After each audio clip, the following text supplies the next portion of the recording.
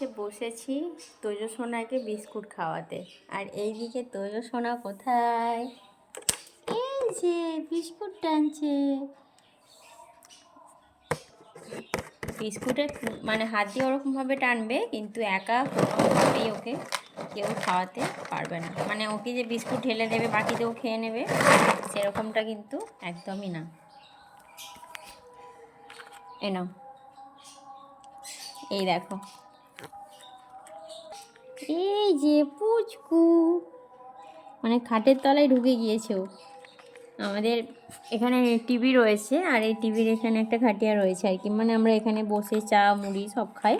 আর হচ্ছে এই তলাটা হচ্ছে ওর একদম স্পেসিফিক জায়গা, মানে এখানেও বসবেই, এখানে বসে ওকে বিকু খেতে হবেই।